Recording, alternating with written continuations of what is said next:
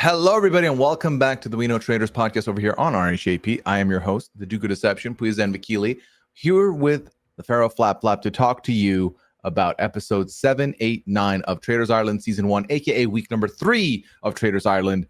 And Annabelle, how are you doing? Well, I have immediately come down with a virus, hence my sexy nasally voice. And it was because you know what made me sick to my stomach, Pooya?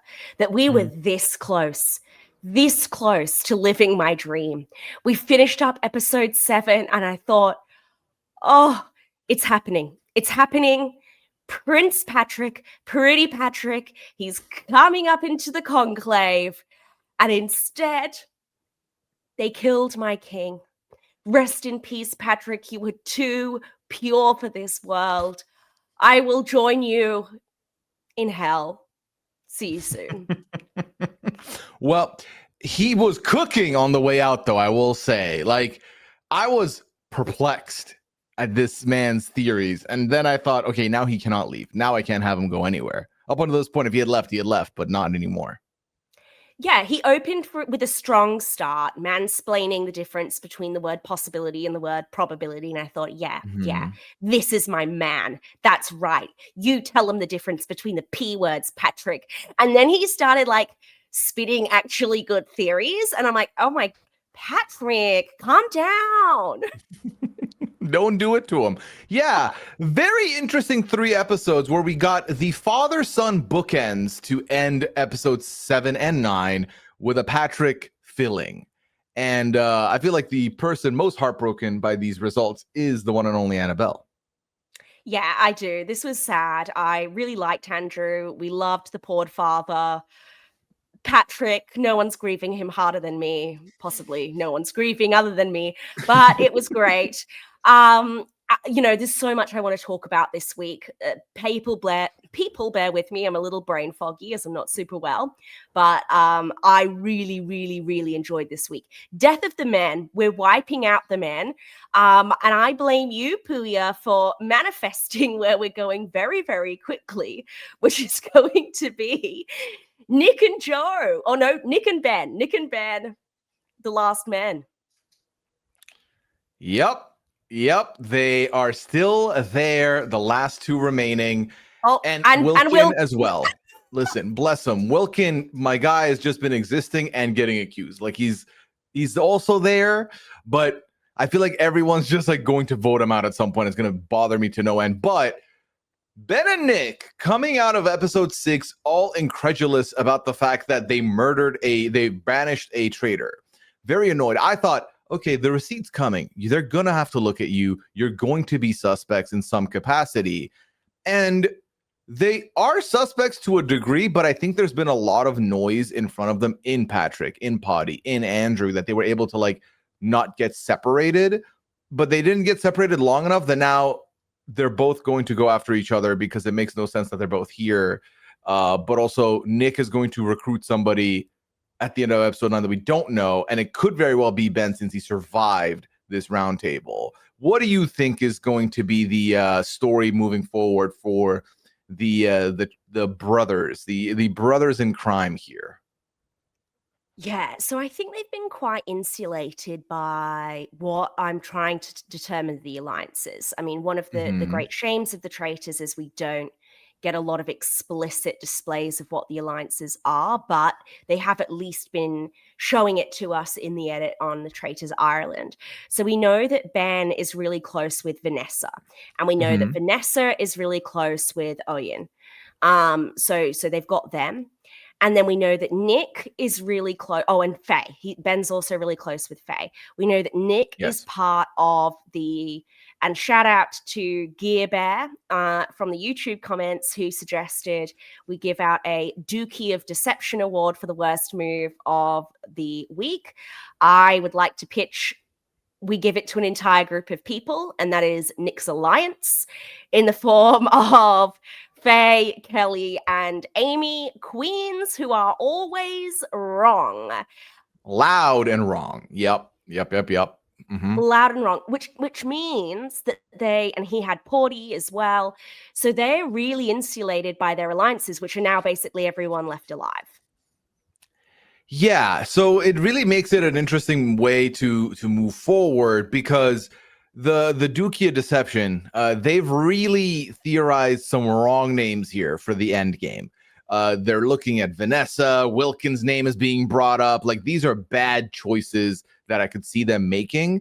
But then the question for me becomes Nick's game, because Nick is the last traitor remaining as of right now. That sounds like a lot bigger of a feat until you realize, yeah, he was only there when Potty was there, and Potty somehow survived to episode 9. So Nick was given a throne to sit in, and he just walked up and took it. Now, where he goes from here will be interesting because him and Ben are looking at each other. Ben Spider-Man memeing him, being like, "Why am I here? Did you do this to me?" And Nick has no choice but to pull the same thing back on Ben. So my running theory as of right now is he's going to recruit Ben and then push Ben down the stairs. I think that's going to happen as well. And sorry, I left out Queen Christine from the Dukies. She's definitely a member of the Dukies. Well, she was. Yeah, Ben and Nick. Mm-hmm. I mean, we've been saying, well, at least I've been hammering on for some time, and I believe you agreed with me, that at this stage in the meta, your best bet is to recruit the person that you trust the most, because people are too poised and ready to think that you're doing it to throw them under the bus and will turn on you. So I think having a positive relationship with Ben, someone he can work with, yes. I also think that Nick, at the start of episode 9, says, I need to throw Porty under the bus and murder Ben. That's my strategy moving forward. Yeah. He got rid of Porty, but he was too public. Because Ben then confronts him, Ben then tells the roundtable, oh yeah, Nick told me if he's a traitor, he'd murder me really quickly. So now Ben's no longer an immediate murder option. I think he does have to recruit Ben. Yeah, and I think that I think I kind of follow the same philosophy where if I was a traitor down the stretch here at the very close to the end game, I would want to recruit someone who is my closest ally, because I think at that point in the game you have enough bearings under you to know, okay, one or two things going to happen. Either Ben and I can work in lockstep and really go for this, or absolute worst case scenario, I get rid of him. Then it wraps up all the theories of why was Nick still here despite being one of the more vocal faithfuls, because Ben kept him here. That is kind of not a bad fall plan to have in the event that doesn't work, because I think the alternative is you do what a lot of traders do, and these faithfuls really figured it out and called it out, where, oh, you're gonna recruit someone who is a fall person because they've been accused a bunch. And that makes the most sense to do, because your alternative is, let me recruit someone who has no sus on them to work with me, and then if you leave, they just get to win the game. They'll be in a better spot than you are. It takes me back to New Zealand 2, where the big mistake that was done that season was you gave her the opportunity to come in as a very under the radar faithful who then takes the throne, and then no one looks that way and is able to navigate the game for a W. I'm sorry, but I will defend my bestie Jane. None of us could have predicted what Mark was going to do there.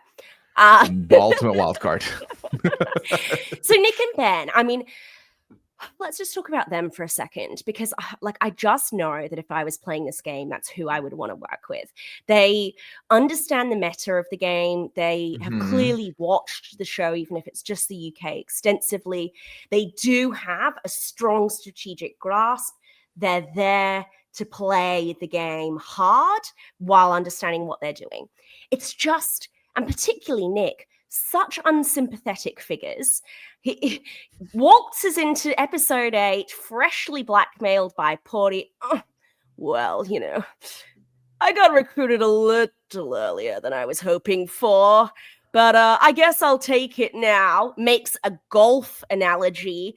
And I'm like, the audacity to just assume you could get recruited at any time you want, except it's true because he's had so many opportunities. That not many people can say they got 2 chances at this. Most people will get 1 chance, be stupid enough to say no, and then die for it immediately after. So to act like, oh yeah, it's a little sooner than I'd like, that's assuming you make it that far. And I don't think his game plan would have gotten him there, because I do think that it should have ended up being him getting murdered at some point here, if not for the fact that we're, again, just don't know what we're doing up in that conclave. You're talking about brain fog right now. I think there's brain fog in that conclave. He was the prodigal son. Okay. Porty brought Mm-hmm. in Andrew. Andrew never really lived up to what Porty wanted, but at least he stuck by his dad. Nick strayed. He went away. He's like, Porty, how dare you turn on me? They have a big public fight. But, you know, it's always the son that comes back that's the most loved son. And I was so excited, as I said before, end of episode 7. Who's Porty going to recruit? Who's Porty going to recruit? Please be Patrick. Please be Patrick. And then our little private schoolboy, like a shit hinge date you went on 7 years ago, who just keeps popping back to remind you he exists. In waltzes Nick. Mm-hmm. A second chance at a good thing. And Nick takes it this time, because this time he'd have to die if he didn't take it. But I want to take this opportunity, Annabelle, to talk about your beau, Patrick, and really highlight the moment that Patrick sets the roundtable on fire, but I don't think anyone picked up on it, is when he brings up the notion that, it could be Nick, because I think this could be a traitor who has been, given 2 chances at an opportunity, one as a seduction, one as a blackmail. And I was like, okay, who in production spoiled the season for Patrick? Because how is this that on point? Patrick has been so confident and so smug and so condescending through 8 whole episodes, and been almost as wrong as the Dukies of Deception the whole way through. And then he just comes out with the most accurate read before leaving. What a slay. Yeah, he said, let me cook for them a little bit on the way out, because certainly they're not keeping me here anyway. That was a good parting gift that none of them are opening or looking at. But I think that, we've talked about the Dookie of Deception quite a bit here. I want to focus a little bit on some of the people who have had very good reads throughout the season. And someone like Oyen, who, again, has fully clocked the 3 traitors and has now gotten the 3 traitors out the game here. And I feel like Oyen is still very, to me, under-edited for someone who's done so well, which worries me about what in the world we're about to see next week. But I feel like that's something I want to celebrate, because I will say, Annabelle, and I know you and I have watched a lot of Traitors, but I know you have ventured into more international waters than I have even. So I'm going to ask you this. If you don't know off the top of your head, no worries. But is this the first time we've had 3 traitors in a row leave back to back? No, I don't believe it is. Okay. Okay. In the English-speaking versions, I'm pretty sure this is the first time, but certainly not once you branch into non-English language speaking. Well, they've done a great job. Oh, sorry. Well, no, because I have a second question for you, and that is getting 3 traitors out in a row and having some of the reads this cast has had on the traitors. Despite there being a lot of loud and wrong people still in the game, is this one of the stronger faithful casts we've had? Yeah, I think what we've got here is a combination of Ben and Nick, who both really know the game and are really dominant forces in the game. Dominant both socially in the relationships they have, and in their confidence in putting their opinions forward. But then you also have people like Oyen, who don't know the game as well. And I can tell she doesn't know the game because she was so shocked by the concept of a death row. But she just has innately excellent intuition about people and a great read on people. She has had better reads than anybody there, which is, people were fairly criticizing that we're not giving her enough flowers. She gets no credit for this in the edit at all. Mark gets his flowers. Nick and Ben are constantly given his flowers. Why? Nick, the whole Porty exit is portrayed to be masterminded by Nick, who starts seeding his name at breakfast and has him out by the end of the day. But it's Oyen who has the receipts from weeks ago. I would say she has the most compelling evidence. So again, does she have some kind of fallen angel or no uninteresting exit? Is she not giving us enough in confessionals? What's the Oyen story? Yeah, I mean, and I feel like we kind of parodied the show by literally having one person go unnamed in episode 1 of our coverage, and it was Hoyen. And here we are being like, "What are y'all doing? Put respect on her name," because we certainly have. Yeah, it's weird because I agree with you that the show is making it look like Nick masterminded Potty's exit. First of all, Potty masterminded Potty's exit. The man made so many mistakes that it is a blessing and kind of a miracle that he made it to episode 9. He outlasted Andrew and Eamon and Caitlin. Like, he made it to episode 9. I do not think he had any business making it past week 2 of the coverage even. And here he was at episode 9. I think he was just on borrowed time. I think it didn't help that every time a traitor was leaving, he was involved or at very least included in some kind of a problem that they had. Like, his name was linked to that person. When they're talking about in episode 9, yeah, I still don't understand why the two traitors would take you aside and talk to you like one-on-one. And his argument, and he also volunteered this information, by the way, for some reason. Like, you cannot give Nick credit for Potty's demise because Potty did most of the legwork and Oyen clocked it before Potty made a mess of it. So to me, I would give Oyen that because at the very least, Oyen had a read on it before Potty got into such self-sabotage territory. Yeah. I mean, Potty keeps digging his grave, but Oyen remembers episode 5 evidence in episode 9, and a lot of faithful don't. A lot of faithful lose those receipts along the way. So credit to her. But yeah, as you know, when you're asking, are these really strong faithful, I think it's a beautiful triangulation of 3 really messy starting traitors, and then a combination of strong faithful who know what they're doing and faithful who don't know what they're doing necessarily but have immaculate reads. Yeah. It's a very interesting situation we find ourselves here because, again, I sometimes I want to not read into what to expect based on what we've seen, as far as like, by that I mean what they've not shown us and shown us. I always want to go through it without thinking that way, but it's very hard to, because the other thing I want to talk about here, Annabelle, is that we have Vanessa's name being brought up now. And I will say, I vaguely remember in week 1 when she cried after one of the banishments. And I thought, that's weird. They're probably going to glom onto this one. But then nothing came up. And now suddenly her name's up and out there again. And I don't understand how we got here. I don't understand how we got here because you're trying to get into the mind of these girlies. And obviously we love them. All right, we do. But they are consistently wrong. You know, if Kelly, Faye, Amy, and Christine are pointing at someone, you can pretty confidently say, okay, therefore they're a faithful. They've been on Wilkin this entire game, lest we forget. Wilkin, who is simply there, barely existing. One of my favorite moments from this week is in episode 7. We're at the breakfast. Andrew is screaming at Nick for his little kerfuffle the previous night where he tried to get rid of Andrew, knowing Andrew's a faithful. They're going at each other.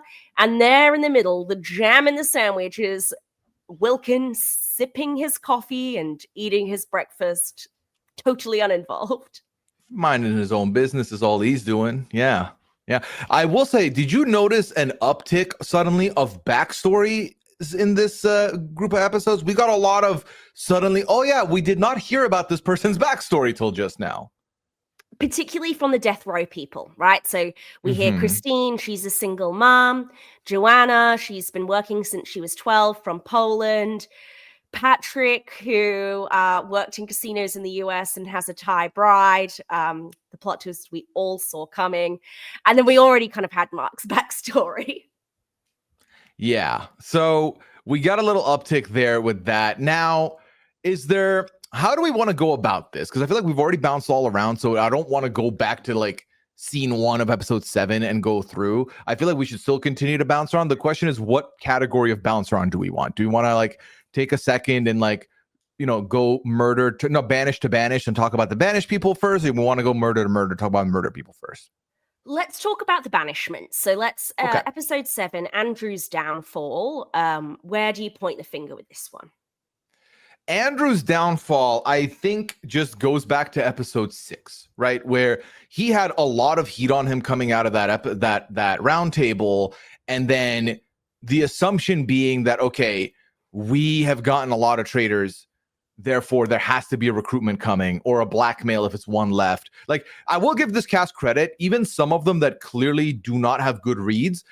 And I know we talked about Ben and Nick having a lot of knowledge of how the meta works in the game. I feel like a lot of this cast understands the mechanics. Some of them don't, but a lot of them at the very least have done their homework, and they're like, okay, yep, it's probably a recruitment, probably blackmail is what it is. And I love that. I love seeing that. Now, the problem for Andrew is that the man has some heat on him going out of here, and then there is immediately a recruitment where a lot of people are assuming, well, if I'm a traitor left, I potentially want to feed us one more time, and I want to give you someone who's very obviously where we're going to vote next, which is Andrew.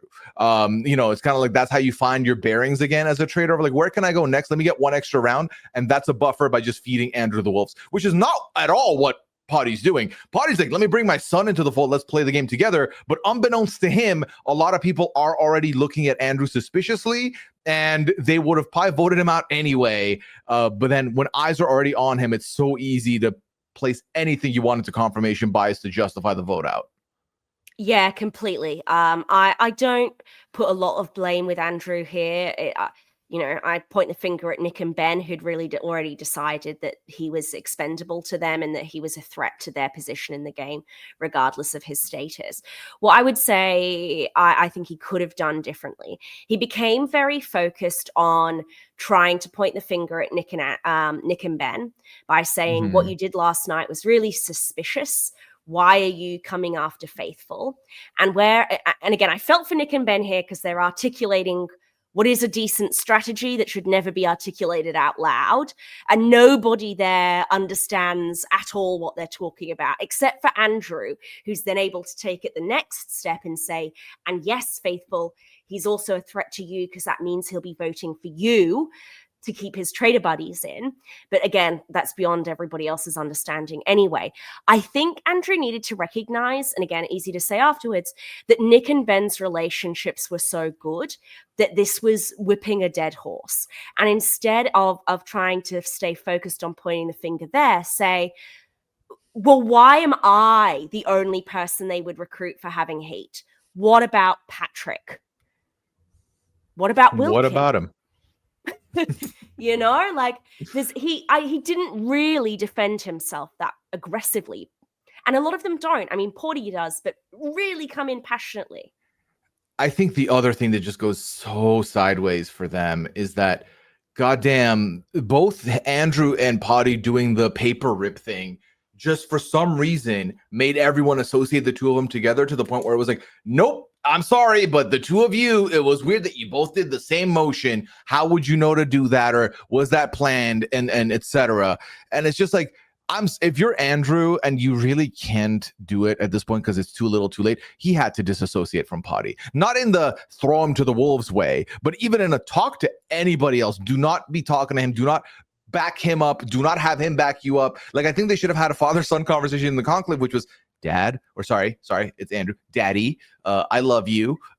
Do not talk about me. Do not defend me. When I'm talking, pretend you don't hear anything. And when you're talking, I'll pretend I don't hear anything. Because I think, we talk about connections in this game being game breaking or being strong. It's because you do not need to talk to each other because you're going to protect each other. You're going to be fine. So I think in public placings, talking and having talking points similar to someone who is very suspect is not good.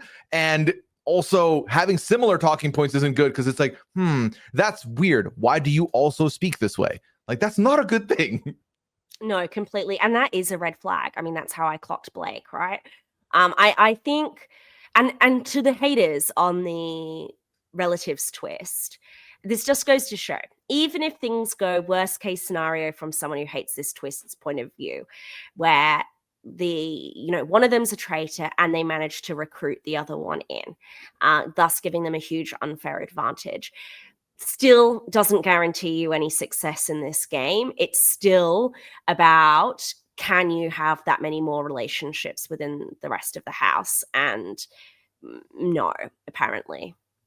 Andrew fell out of favor with the boys. Annabel, I know we're in the middle of a Traitors Ireland podcast, but I think you would appreciate this. And this is something that I just saw someone sent to me that I feel like I can't just keep to myself. I need to talk to you about it also. It's to do with 90 Day Fiance. What? Yeah, apparently a former Survivor alum might be on the upcoming season of 90 Day, according to themselves. So maybe by them bringing it up, they're not on the season anymore. Annabelle, what if I told you Russell Hantz might be on 90 Day Fiance? Oh Yeah, my. yeah, yeah. Oh. Oh my gosh. Wow. Huge. Like, I thought I was safe. Huge. I thought my shows were marked safe from Russell Hantz. Oh my gosh. What's the name of that little squat man?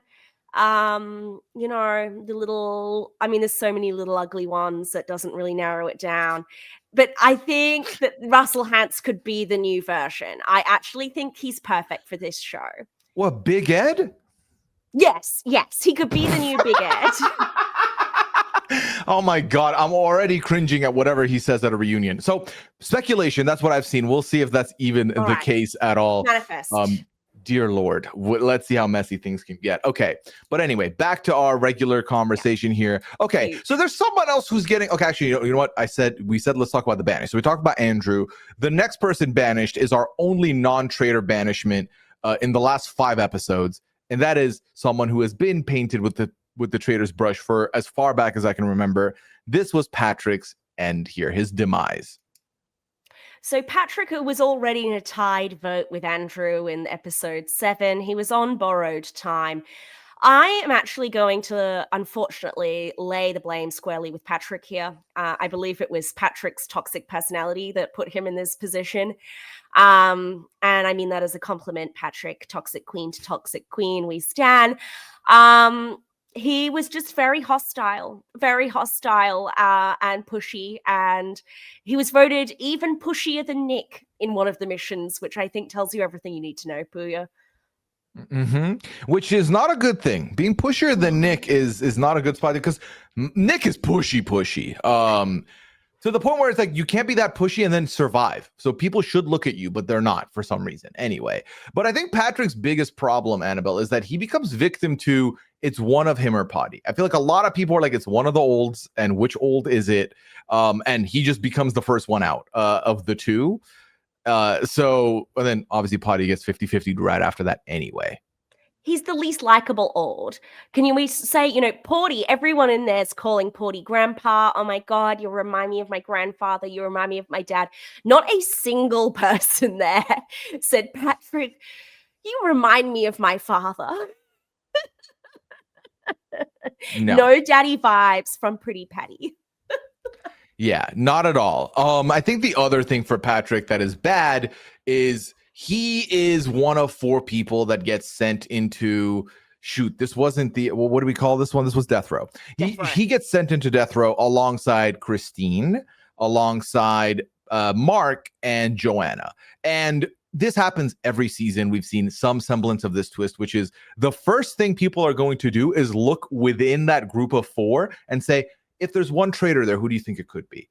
And Patrick sticks out like a sore thumb in that group. You've got Joanna, who no one's really looking at, Mark, who no one's definitely looking at, and then Christine gets saved from that group through Faye, which makes people think it could be Faye, more so than it could be Christine. So by default, it leaves Patrick there as the scapegoat to take that heat. Now, obviously, even if people were like, I don't know if that's the case. I don't know if it's going to be Patrick. It's still one of those things where it's like, well, I'd rather, you would rather be safe than sorry. You'd rather take the hit on a Patrick faithful ouster than be duped by Patrick if you thought he was it for a long time. Yeah, absolutely. No one wants to feel like they were played by Patrick. We saw this one coming. Did we not say Patrick and Porty would not make it through this week? I'm sure that was one of our predictions. We said that for weeks. Week 1's prediction also. Yeah. If you say it enough, it happens eventually. Really. Oh, but prayers. We were so close. Mm-hmm. So our last banishment was Porty, and even though they had started seeding that this was genius Nick, stupid genius idea since breakfast. This was still a bit of a blindside for me. Like, I really thought that we were going to get a lot more heat on Faye here, and it just didn't end up happening. I don't know what it is about Faye, but I feel like every episode we see an influx of suspicion mounting on her, but then the votes don't reflect that as much. So I don't know if this is a setup of like, well, eventually this is how Faye's going to get cut, and Faye maybe doesn't survive, like, let's say episode 10, for example. But I thought there was a lot of Faye talk for her to then get how many votes in that round? 0? Faye got all this talk about her and got nothing. I think that the tiers, what's funny is, so in order to talk about Faye, we have to talk about the coffins of it all, which, by the way, Traitors Island did something I love, and they teased the coffin twist in the chat, in the mission, the episode prior. That was chef's kiss. That was a little bit of a, if you were paying attention, you knew what was happening there. I didn't catch that one, and now you've said it. She did make that call for the coffins, and that was genius, and I am obsessed. Great chat. Let me get 3 coffins. I was like, oh, you can place orders here? I love that. Okay, cool. So this coffin twist we've seen before. And, you know, I do love some of these twists. They're kind of hybrided from the other versions where for the coffin twist here, they had, you know, we've seen the mission before where you've got 3 people that you're going to end up putting in harm's way. One of them ends up being the one that's going out, but that's not really their choice. Their choice was 1. Their choice was murder 1, and they had to do it through the Irish curse that is known as a hug. Well, I know that the curse isn't a hug, but in this instance, it was the hug. And we saw a little bit of Poddy and Nick talk about this, and I'm sorry, I died when Poddy was like, well, I can't hug anybody. Like, I'm not a fucking hugger. I'm not a fucking hugger. And then there was that, which was amazing. And then there was Nick, who was basically like, but nobody will accept my hugs. I mean, maybe Christine will hug me. Maybe Joanna will hug me. Everyone else hates me. Yeah, like he was like, he had like one, or he's like, well, I know Joanna will hug me. She's the only one that does. And then when he was like, Christine, he's like, I could do Christine, you know, that's possible. And like, we were very liberal with the word hug because a side hug, that counted, which I was like, you know what, that's fair. Like, you didn't say it has to be 2 hands. You didn't say it has to be wrapped around any. You said hug. That's a hug. That counts. Are you a hugger, Pooya? I am. Not in a, like, I'm not a I initiate the hug type vibes, but I do love a good hug. And I give good hugs. Yeah, I have no issue with being hugged or hugging. But yeah, I'm cognizant of the fact that not a lot of people are. So then I'm a little avoidant on initiating, because I think my worst nightmare is I'm like, I initiate that. No, we good, fam. Shake my hand. I'm like, oh God, sorry, I didn't mean to. Yeah, then so yeah. Yeah, I had an awkward moment. I'm a massive hugger. I'm just a very cuddly, affectionate person in general. And I usually try and ask for permission, but sometimes I accidentally don't. And I got off a little seaplane the other day after getting a bit of a panic attack on it. And this old man asked me, oh, are you okay? And my instinct was to just go up and crawl into his arms. And then afterwards, I was like, Annabelle, what did you just do? That was so weird. So yeah, I would definitely have the finger pointed at me for doing the murder here. That's incredible. But I feel like the side hug was the perfect amount of hug, because that's not suspicious enough. If anything, Faye and a lot of other people were like, who gave me a drink yesterday? Again, watching the show is good, knowing your stuff is good, but not every single time is it going to be the same movement or the same task or action. No, we've seen a lot of different variations of this. And I thought Nick did a good job with even saying, oh man, like I high-fived you. Was that weird? Like, I don't know. He was doing a good job of managing it ahead of time. So then when we see him side hug Christine, and then they kind of do the fake out because Christine comes in first at breakfast the next morning. And we think maybe Joanna's dead, but no, we've got the poison twist. It's Ben, Christine, or Faye. And the women are just absolutely hysterical while, Ben, he's a military man and he's being very stoic about it all. Yeah, I did. Usually this mission kind of could go by the wayside, but I did love this because of 2 things. Number one, It was fun to watch the panic take over the room when they went from like, oh, someone got recruited to, oh shit, someone got cursed. That's not good. And then shout out Christine for making all the faces and looking angry as all hell at Ben as the numbers kept dwindling in that mission. That was so funny to me. Yeah, because she'd had that confrontation. As soon as they found out that someone was poisoned, she immediately starts, like, she gets out her notebook. She's going through all the evidence for Ben, then starts crying because Ben didn't get upset enough about her confronting him with the evidence. She really has it out for him, which, again, should tell everyone he's a faithful. Right. And I feel like the what happens here is funny to me, but also it's like, I think this is the smoking gun. I feel like Christine is in between Ben, her prime suspect, and Faye, the friend everyone is assuming keeps putting Christine in harm's way with the death row and now this. But then Faye just starts bawling her eyes out at the announcement that it's Christine. And some people were like, that was a lot. That was clearly, you feel guilty about doing this. And then the boys were like, she's 100%. Ben was like, she's 100% faithful. There's no doubt in my mind that there were no faithfuls in those no traitors in those coffins. And I thought that's like the worst outcome you could come out of here and say, because now people are definitely thinking it's one of you. You can't be clearing her name like this. Yeah, it was. I mean, he wasn't wrong. I'm always a little bit side-eyeing when people see tears and immediately assume it's manipulation. Sometimes it is, of course, but also people are sleep deprived in there. It's an intense environment. Like, not every time a woman cries is she trying to have one over on you. But I think it's a valid point to raise, and certainly at the round table and people did. But I can see Faye going all the way to the end now, especially if Nick is wins in this final battle. I can see Nick, we've already seen it seeded where Faye says, I trust Nick more than anybody else. He's 100% faithful. I ride, I die with him. I can see Faye having yet another emotional breakdown this season when it's revealed to her Nick is a traitor and he's taking all the money. Yeah, I could absolutely see that outcome playing out. I think Nick is in a very good spot, because what's happening right now is he does have the backing of Faye, but Faye's also a suspect in some people's eyes. He has the backing, but also side eye of Ben. But if he's recruited Ben either needs to full send that take or he's going to pipe down and help him. Either which way, if he points the finger at Ben and Ben leaves first, he's in a better spot. And right now, it does look like there's more evidence mounted against Ben than there is against Nick, at least from my initial thoughts. So I think that's not bad as well for him. I think then looking at some of the other people, I think a Ben exit would exonerate him of, I'm here for this reason. And there's not enough game left where you could potentially argue that someone's like, they might not think about, why is he still here? Why is he still not getting murdered?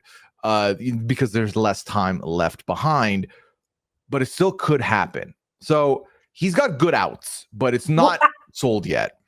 The other great thing is there's so many Dookies of Deception left, and they are looking at Oyen, Vanessa, and Wilkin, of which those three have absolutely nothing in common.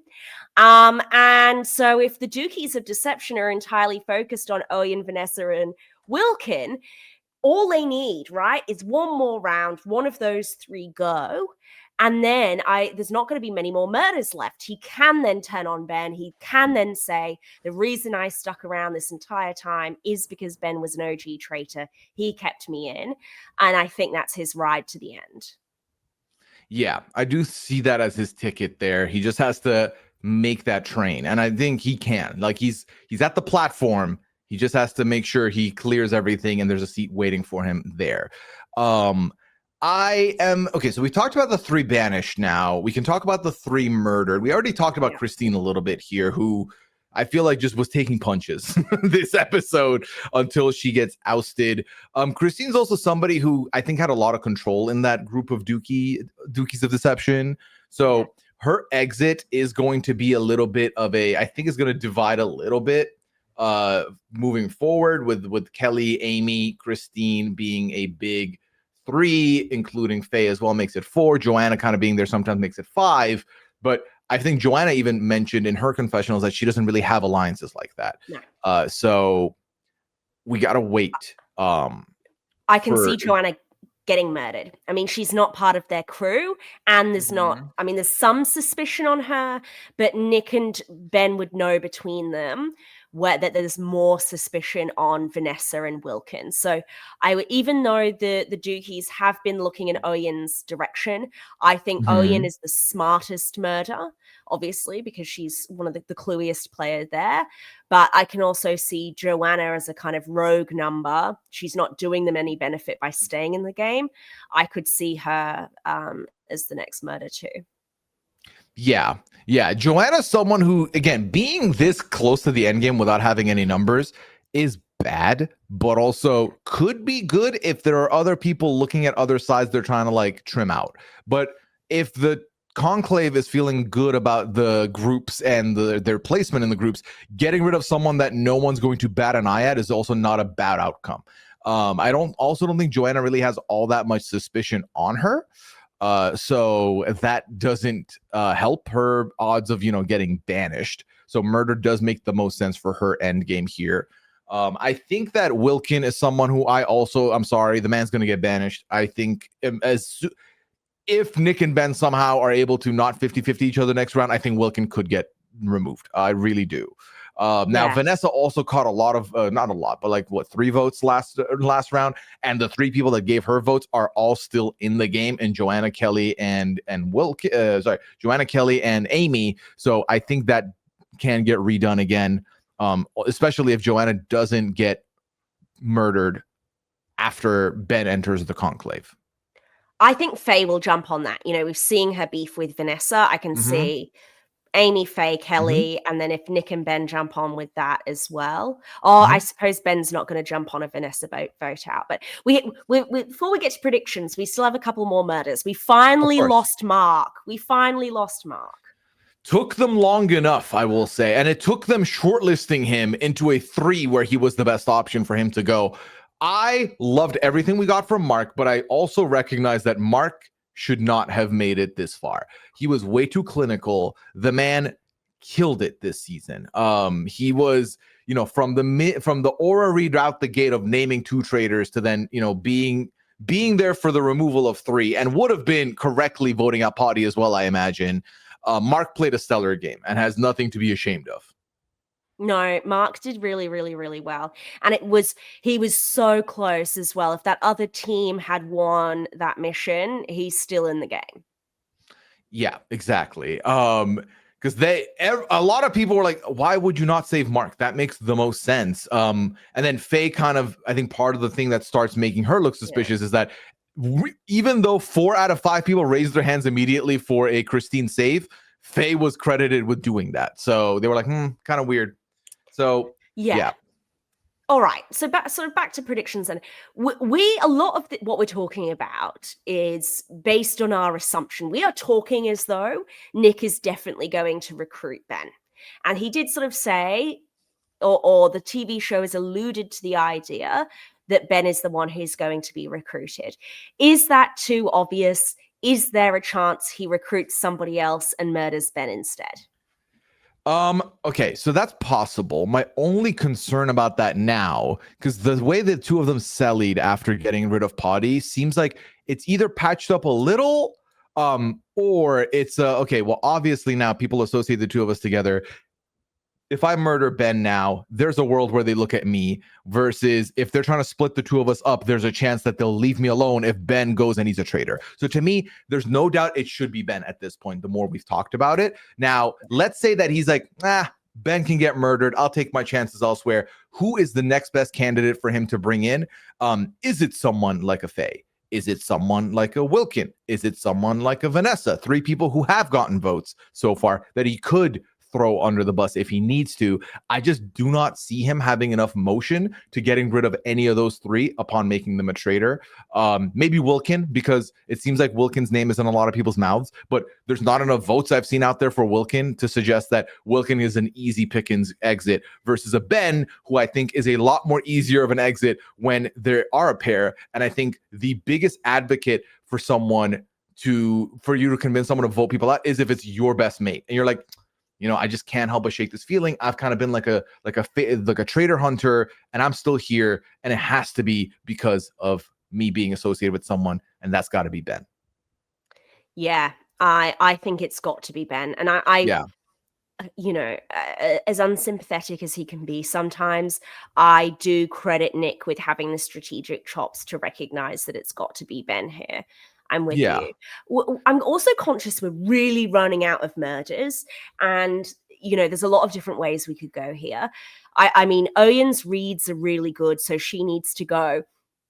My other concern, though, is if their end game now is to go further with the Dukies of Deception, which is not bad because they'll never accurately predict who the traitors are, is there a concern that those three stick together?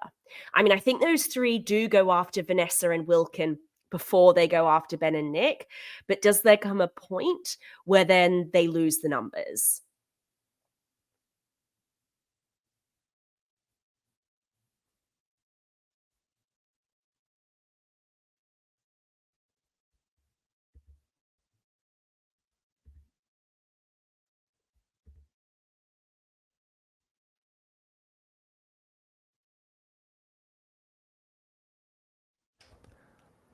I had muted myself. That's my bad.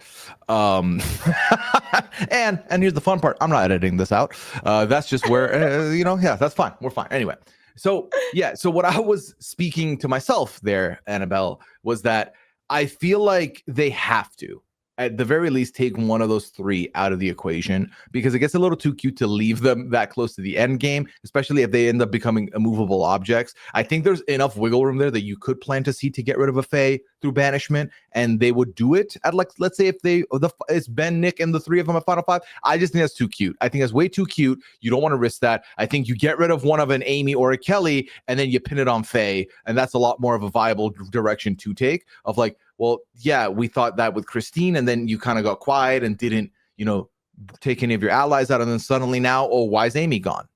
Faye, you're the only one that seems connected to her. And I think that's the best way for that best direction to go. If not outright, just murder one of them as soon as possible. Yeah. I think if you're Ben, you're aiming to go with Vanessa to the final fire. You and Vanessa end the game together, which means that, you need to take out Owen between now and then.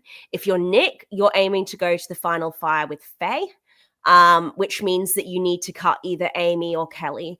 Because Amy and Kelly are so faithful, to use a nice term, you're going to have to murder one of them. You're not going to be able to banish them. People are going to be happy to banish Faye, Owen, Vanessa, Wilkin, the Dukies of Deception, but Amy and Kelly are basically untouched. There's no real argument there. So I think I'd almost, it's a waste of a murder to touch Joanna, because they're not close to Joanna. They already have suspicions on her. Now I'm talking it out. Recruit Ben, murder either Amy or Kelly. Yeah, I think I'm fine with that as well, because I think you can do that and then proceed to have, the votes go on to like a Wilkin, and then keep the people you're still working with safe, and keep Faye out there who still could be at large. I think that's definitely the move. I think in the midst of all this, I also feel like I can't help but shake this feeling that I feel like Oyen's someone who's going to get murdered unceremoniously, despite having a good time. Because I think there's not a lot of people speaking Oyen's name negatively enough for her to be subject to a banishment anytime soon. And that leaves the door open for a murder, or what's even worse to me is someone who gets as close as you possibly can to like a Fire of Truth or Final Five, and then getting ousted right there at the end. So the Dukies start thinking about her in episode 8, but as you say, her edit is just so bad that it's giving off-screen death to me. And actually that leads me to think, when Faye and Christine were crying in the poison death row twist, oh my god, that's the worst way to go. I was just thinking, no, it's an on-screen death. That's the best you could hope for as a murder. Like, I think that as a faithful, if you're on the show as a faithful, your best course of action is winning the money. Your second best course of action, or maybe arguably your best course of action, is being memorable. And then winning is a bonus, right? I think your worst case scenario is getting straight up murdered overnight. That's the worst thing. Even worse if you're the second person murdered, because at least maybe you remember the first person murdered. Second person who? I think that getting an on-screen death that is a very unique death is extremely memorable. Christine will go down as the person who got hugged to death, and had people putting roses on Ben, and then had tears as they shut the coffin on her. That is the most memorable murder of the season, and it's not close. No, so I absolutely agree. All right, so there's another alternative here in terms of traitor wins. Ben and Nick could be the first traitors and English-speaking traitors to win the game together. I have heard that there would be no prisoner's dilemma in this scenario, that if they are the last two left, or if they're both of them are at the end, they would no split or steal. No split or steal. They would simply split the money. So that is another thing. Can we see these two doing that? These two getting to the end and winning? Yeah. Can we see, is there a scenario where that happens? We've talked through how Ben would win. We've talked through how Nick would win. And agreed Nick's more likely. Yeah, I think that there is, because I think that ultimately the reason Ben is going after Nick is because he's suspicious of Nick being a traitor, and they can't both win together at the end if one of them is not the same role as the other. I think Ben sees that it's Nick, goes, oh my God, you're bringing me in. Hell yeah, let's do this together, brother. I don't trust Nick for a second to not snap Ben's neck at the end. So Ben, I could see flipping back and be like, well, that was my only issue, was that we couldn't win together. Now we can. I'm down. And then Nick goes, no, I'm going to get rid of you while you least expect it. I think Nick is going for a solo win every time. Agreed. I'm not saying Ben doesn't have it in him, because I do think Ben has it in him to knife Nick, but he's a military bro. He understands brotherhood. Nick is a sales bro, and there's no love lost in sales. Nick is definitely going to come for Ben's blood. That's my commission. Absolutely. Yeah. Okay. Is there a scenario in which we have a faithful win here? It's not looking good, Brev. I don't see it right now. There's pockets where it could work, right? Like, you keep the loud and wrong Amy, Kelly, Faye together, they don't flip on each other, they could win this thing by just voting out everybody else all the way to final fire of truth, taking out the only other person there that's not the three of them, they win. I could see that. I think Oyen and Vanessa, if they are not murdered, if they get to enough of a number, they could also survive together, make it to the end, win the money. But the problem is that I just don't see the Faye, Amy, Kelly trio here lasting together as a trio unless Nick and Ben make a big enough mistake to leave all three of them there. But then I would have to rely on the three of them to not look at Faye. I would have to rely on the three of them to vote together unapologetically and go that way. So it's not looking great, because the faithful that I could see being in this for the W are either under edited or gone. So that's why it's looking tough. It's often under edited faithful, though. I could see an Amy Kelly ending the game together, or an Oyen Vanessa ending the game together. What would be absolutely hilarious is if there's some scenario in which Wilkin ends up winning. Oh my God. Can you imagine? Wilkin winning after the season he's had would be amazing. Just an unproblematic, quiet, breakfast having man. I'd love it. Quaint. Yeah. It's not impossible. I think a faithful win is not impossible. Especially, this has been such a strong cast of faithfuls that I think rewarding them, ending the season with their win, is a good lesson for Traitors fans across the world to study this season. If they do all the things right and then those Traitors win anyway, that would be brutal. Especially when, Nick, good strategist, has a good head on his shoulder for this game, but also the man kind of got the cushiest deal of all time, getting 2 chances, and also Potty's the only other traitor with him as his time in the conclave. So we'll see.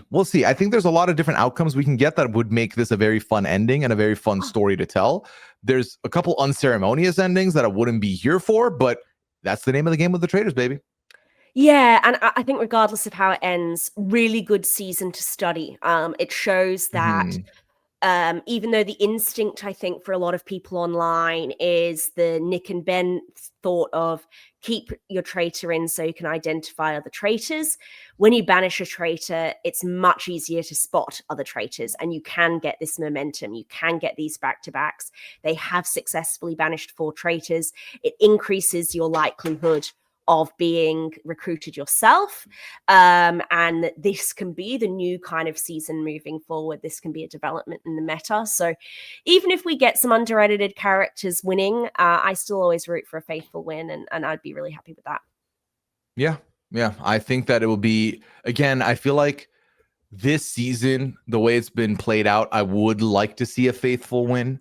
Because again, 3 traitors in a row, 4 traitors and 5 roundtables is low-key amazing. I don't care how badly the traitors played it. I think, again, I like to think of these seasons as like tapes to study later on also. And I feel like what better way to sell this season to somebody than be like, listen, the traitors, they looked like they had very good odds, and then they immediately ruined it because they refused to work with each other through the little bumps at the beginning, and it ruined all their games and anyone they associated with all the way to the bitter end. I think that's good. We talked about season 3 of the Traitors US being this very interesting season because the traitors immediately flipped on each other.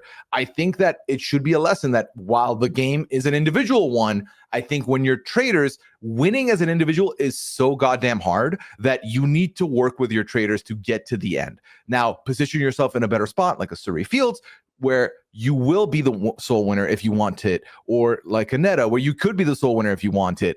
But keep in mind that if you do burn those bridges too early, you're not going to see the end of that bridge yourself. And I think those two showed how to play it at that end game. How close to the end should you start looking at sniping?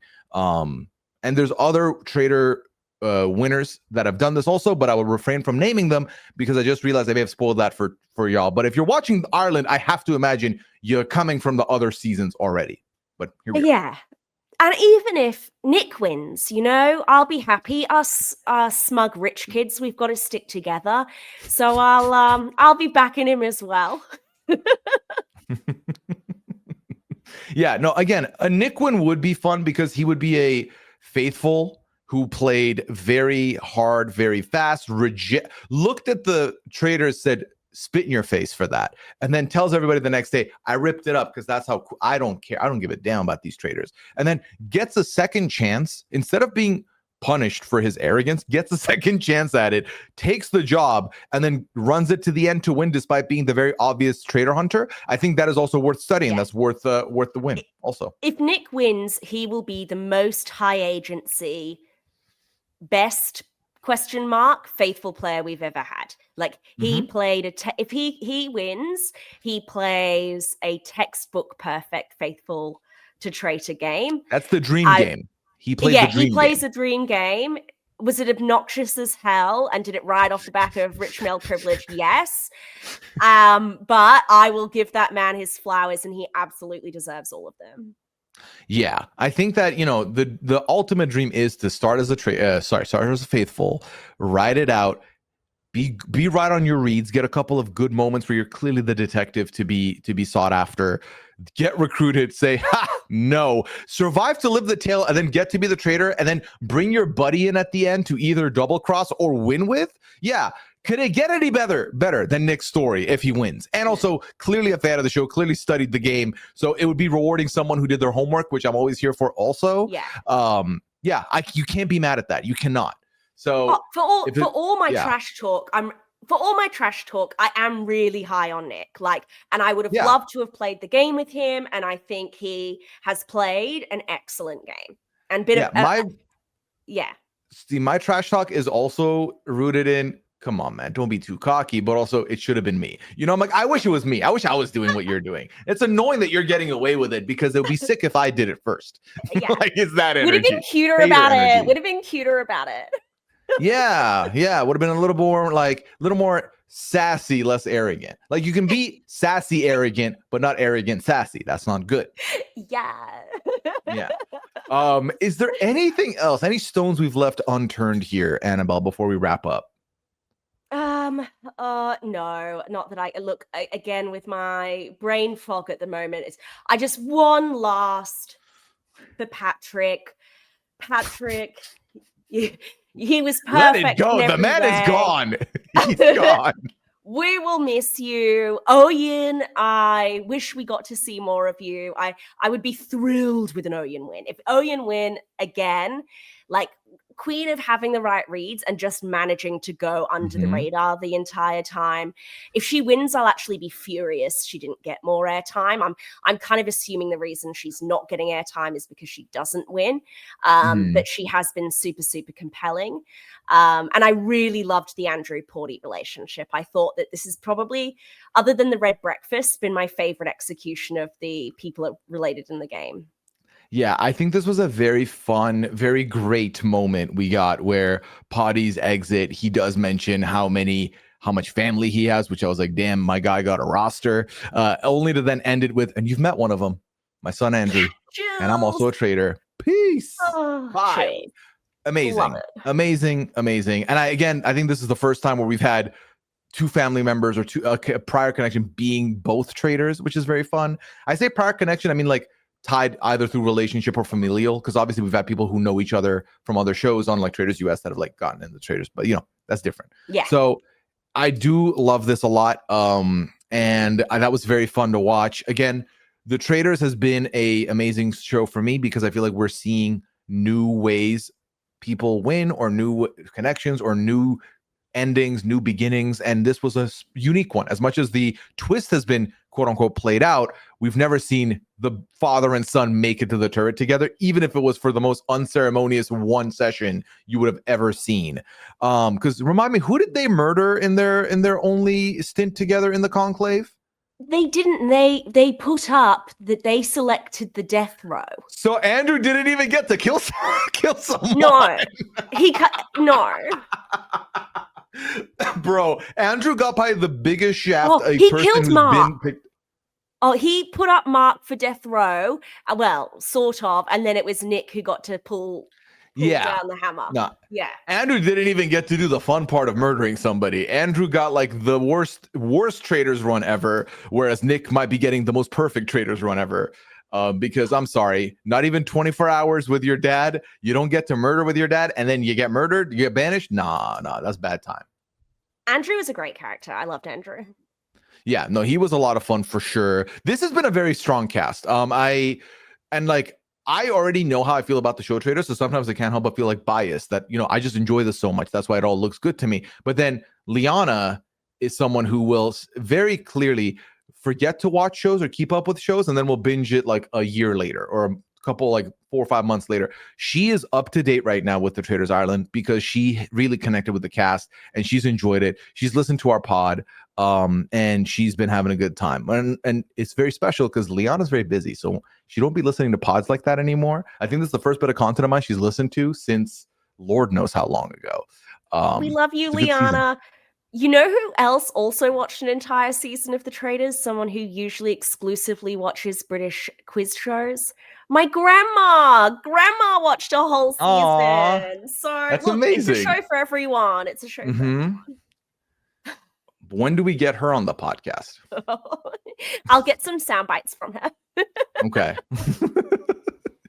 All right. Well, this was an absolute delight as always. I want to say a huge shout out to Annabel, who I know you weren't feeling well coming into this, but honestly, had you not said anything, I don't think anyone would have noticed. You were your regular self, same energy. In fact, it scares me to think what next episode looks like when you are completely feeling fine, because energies were 10 out of 10 today. Let the people know, where can they find you? What are the things you may have going on at the moment?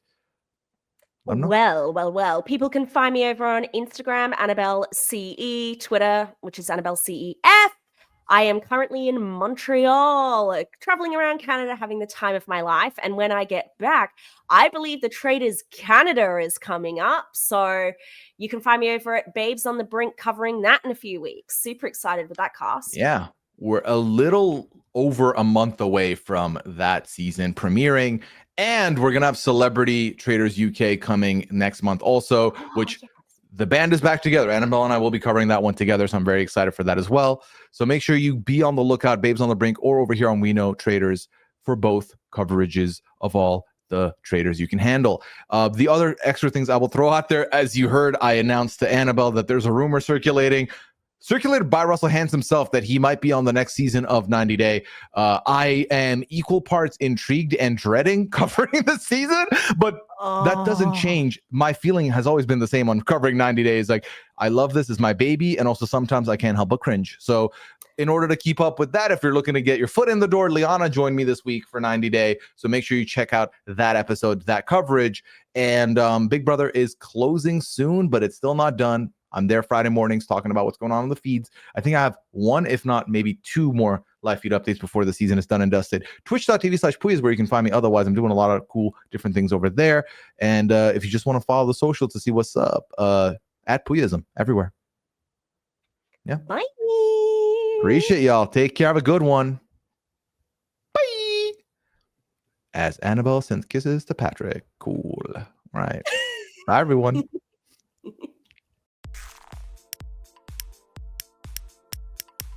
This is RHAP. We know reality TV.